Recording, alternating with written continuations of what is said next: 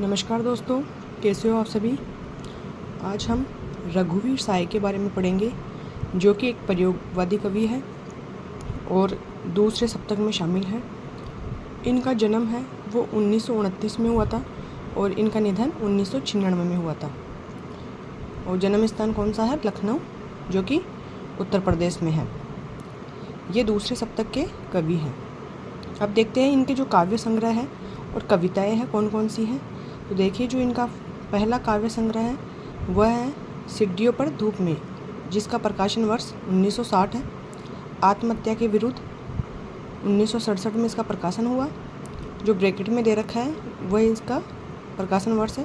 हंसो हंसो जल्दी हंसो, ये देखिए जो क्वेश्चन आए हुए हैं। साहिक आचार्य 2024 में ये क्वेश्चन आया था। सेड 2023 में ये क्वेश्चन आया हुआ है। मतलब आत्महत्या के विरुद्ध जो रचना है यह 2 बार एग्जाम में पूछा जा चुका है। और इस हंसो हंसो जल्दी हंसो में आपातकालीन से संबंधित कविताएं हैं। इसके बाद इनका जो काव्य संग्रह है वह है लोग भूल गए, जिसका प्रकाशन वर्ष 1982 है। रघुवीर साय को इस कृति के लिए 1984 में साहित्य अकादमी पुरस्कार मिला। तो पूछा जा सकता है कि जो रघुवीर साय है इनको किस कृति के लिए साहित्य अकादमी पुरस्कार मिला है। तो किस कृति के लिए मिला है? लोग भूल गए हैं, जिसका प्रकाशन वर्ष तो 1982 है और इसके 2 साल बाद में इनको साहित्य अकादमी पुरस्कार मिला। कैमरे में बंद अपाहिज कविता इसी संग्रह में शामिल है। एग्जाम में पहले पूछा जा चुका है कि जो कैमरे में बंद अपाहिज कविता है वो कौन से काव्य संग्रह में शामिल है। तो यह है लोग भूल गए। यह सेकंड ग्रेड 2022 में पूछा जा चुका है। इसके बाद है कुछ पत्ते कुछ चिट्ठियाँ, जिसका प्रकाशन वर्ष 1989 है।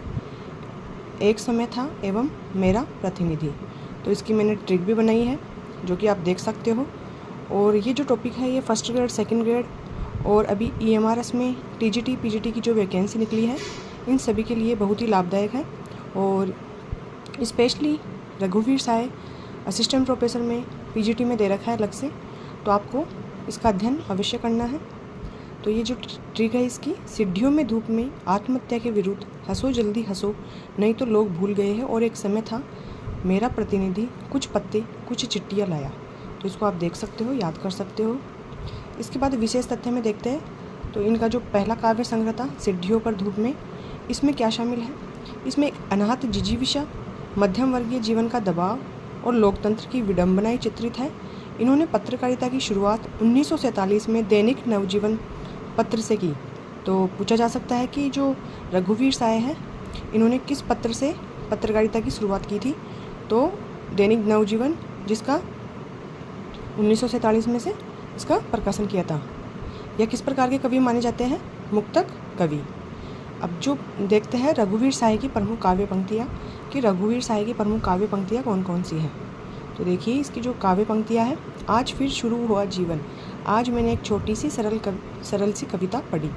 तो आप इस तरह से एक लिंक करके याद कर सकते हो कि रघुवीर साय का जीवन शुरू हो रहा है। एक याद करने की ट्रिक है, बाकी आपको ऐसे भी नहीं कि एक ये पूरा याद करना है। हाँ, PGT के अंदर जैसे जो लिखित एग्ज़ाम है, जैसे जो 15 क्वेश्चन हैं वो आपको लिखने पड़ेंगे, तो उनके अंदर ज़रूर आप एक पूरी पंक्तियाँ याद कर सकते हो। बाकी में आप जैसे शुरू हुआ जीवन, इससे लिंक करके आप रघुवीर साय कर सकते हो। इसके बाद इनकी दूसरी पंक्ति है, हम तो सारा का सारा लेंगे जीवन, कम से कम वाली बात हमसे कीजिए।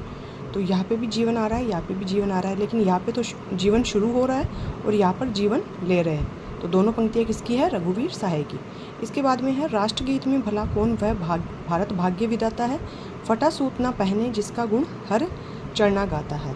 तो ये फटा सूतना याद कर सकते हो कि फटा सूतना की जो पंक्ति है वो किसकी है? रघुवीर साय की। मैं अपनी एक मूर्ति बनाता हूँ और एक डहाता हूँ, और आप कहते हैं कि कविता की है।